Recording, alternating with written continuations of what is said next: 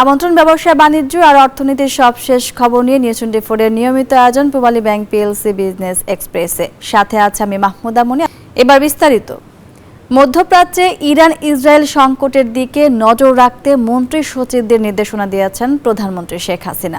সংকট দীর্ঘমেয়াদী হলে জ্বালানি ও বিদ্যুৎ সহ সংশ্লিষ্ট খাতগুলোকে আগে থেকে প্রস্তুতি নেওয়ার নির্দেশ দিয়েছেন সরকার প্রধান। মন্ত্রিপরিষদ বৈঠক শেষে এসব নির্দেশনার কথা জানিয়েছেন সচিব। সভায় মহেশখালী সমন্বিত উন্নয়ন কর্তৃপক্ষ আইন 2024-এর খসড়ার নীতিগত অনুমোদন দেওয়া হয়েছে।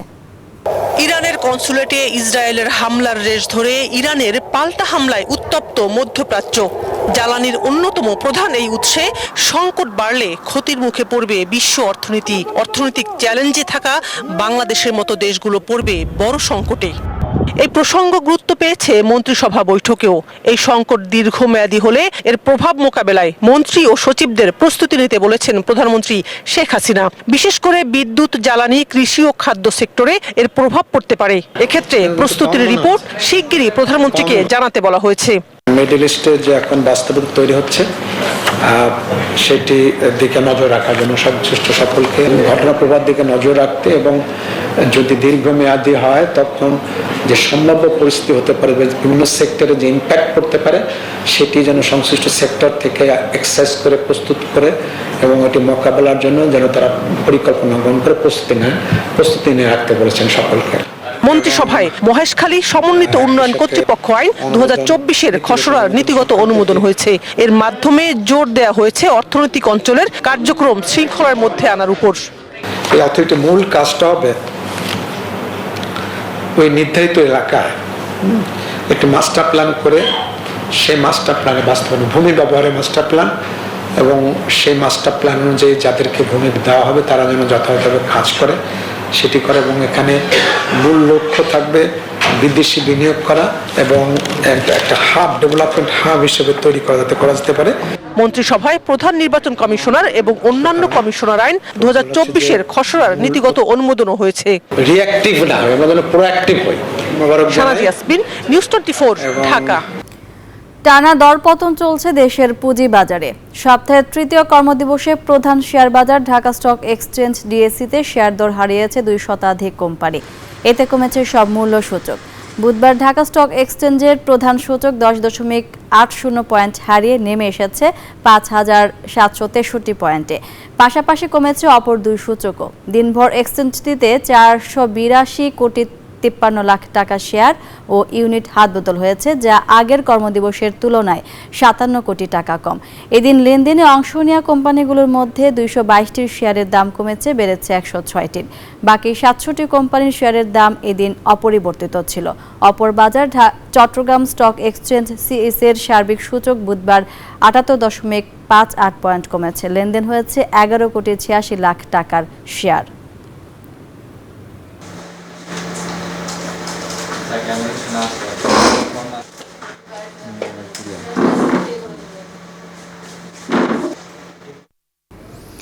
দর্শক, এবারে জানাবো বন্দর বাণিজ্যের খবর।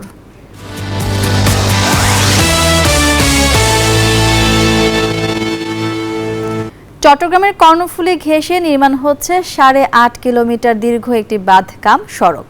কালুরঘাট সেতু থেকে চাকতাই খাল পর্যন্ত 4 লেনের এই সড়ক নির্মাণে খরচ হচ্ছে প্রায় 3,000 কোটি টাকা। প্রকল্প বাস্তবায়ন সংস্থা সিডিএ বলছে 70% কাজ শেষ। চলতি বছরে যান চলাচলের জন্য খুলবে প্রকল্পের দ্বার। নগর পরিকল্পনাবিদরা বলছেন এই সড়ক উত্তর দক্ষিণাঞ্চলের যাতায়াত ব্যবস্থা যেমন সহজ করবে, তেমনি শহর রক্ষা বাঁধ হিসেবে বড় ধরনের ভূমিকা রাখবে। নয়ন বুরাজয়ের তথ্য ও আবু জাবেদের ছবিতে ডেস্ক রিপোর্ট। চট্টগ্রাম নগরীতে যানবাহনের চাপ কমানো সহ নানা লক্ষ্য নিয়ে নগরীর চাকতাই খালের মুখ থেকে কালুরঘাট সেতু পর্যন্ত 8.5 কিলোমিটার দীর্ঘ একটি বাঁধ কাম সড়ক নির্মাণ করছে CDA.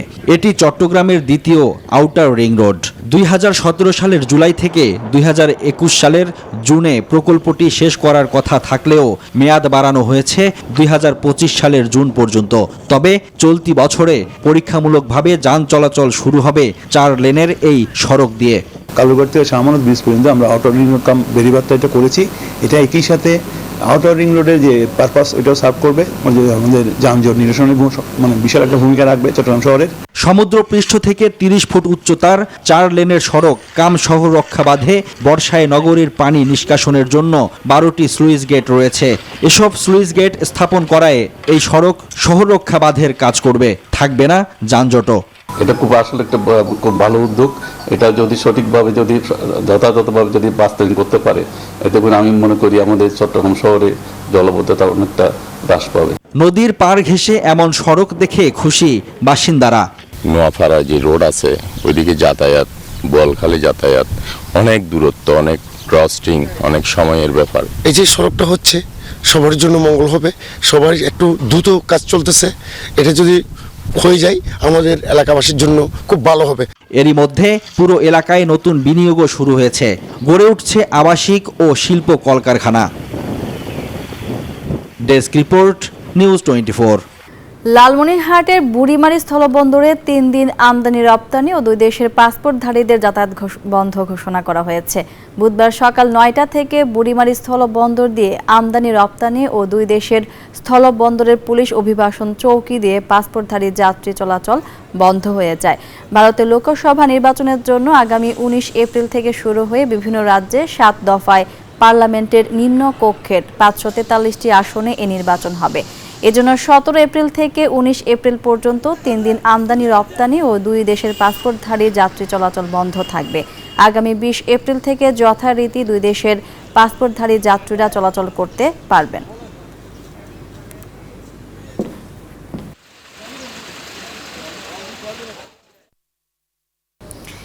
Pubali bank PLC business এক্সপ্রেসের সময় হলো একটা বিরতি নেবার, ফিরছি আরো খবর নিয়ে, সঙ্গেই থাকুন। বিরতির পর আবারও স্বাগত জানাচ্ছি পূবালী ব্যাংক পিএলসি বিজনেস এক্সপ্রেসে। বাংলাদেশে Haier group global leading digital service system global customer care platform চালু করেছে গ্লোবালি সেরা অ্যাপ্লায়েন্স ব্র্যান্ড হায়ার। বুধবার গুলশান এভিনিউয়ের হায়ার বাংলাদেশ কর্পোরেট অফিসে এক অনুষ্ঠানের মধ্য দিয়ে এই কাস্টমার কেয়ারের উদ্বোধন করা হয়।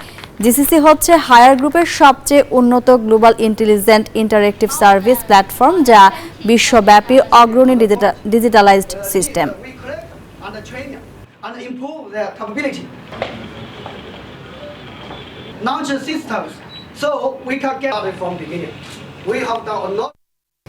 দর্শক, এবারে জনপদের শিল্প ও বাণিজ্যের খবর।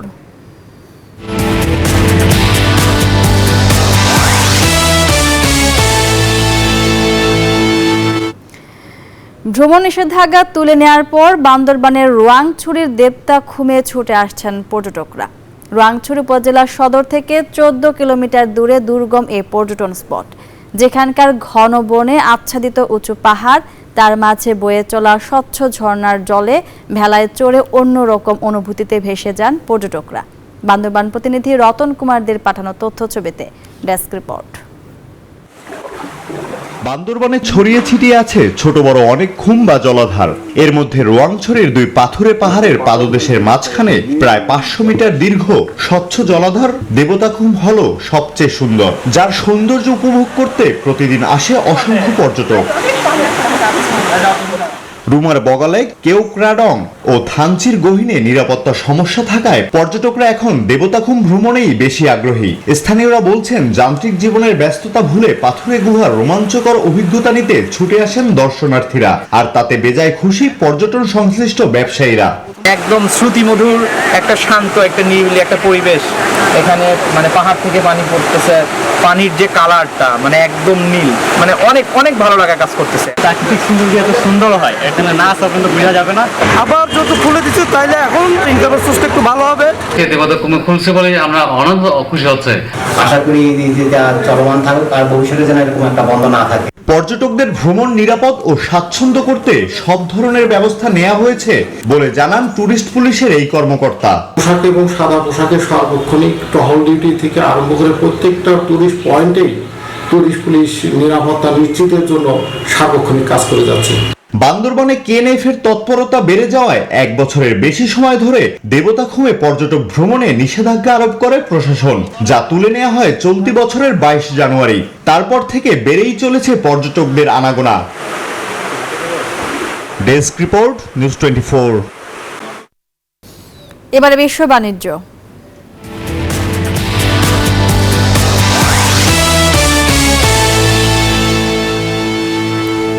2025 সালের জন্য বিশ্বব্যাংক সৌদি আরবের জিডিপি প্রবৃদ্ধির পূর্বাভাস সংশোধন করেছে। মঙ্গলবার আরব নিউজের প্রতিবেদনে জানানো হয়েছে এ তথ্য। গেল জানুয়ারিতে মধ্যপ্রাচ্য ও উত্তর আফ্রিকা অঞ্চলের দ্বিতীয় বৃহত্তম অর্থনীতির দেশটির জন্য আন্তর্জাতিক সংস্থাটি 4.2% প্রবৃদ্ধি পূর্বাভাস দিয়েছিল। সম্প্রতি সে পূর্বাভাস বাড়িয়ে নির্ধারণ করা হয়েছে 5.9%। তবে চলতি বছরের বিশ্ব ব্যাংক প্রবৃদ্ধি পূর্বাভাস উল্লেখযোগ্য হারে কমিয়েছে। 2024 সালের প্রবৃদ্ধির হার 4.1 থেকে কমিয়ে নির্ধারণ করেছে। সেই সঙ্গে গালফ কোঅপারেশন কাউন্সিলভুক্ত দেশগুলোর সামগ্রিক জিডিপি প্রবৃদ্ধির হার সংশোধন করে নামিয়ে আনা হয়েছে 2.8%, যেখানে আগে 3.6% প্রবৃদ্ধির পূর্বাভাস দেওয়া হয়েছিল।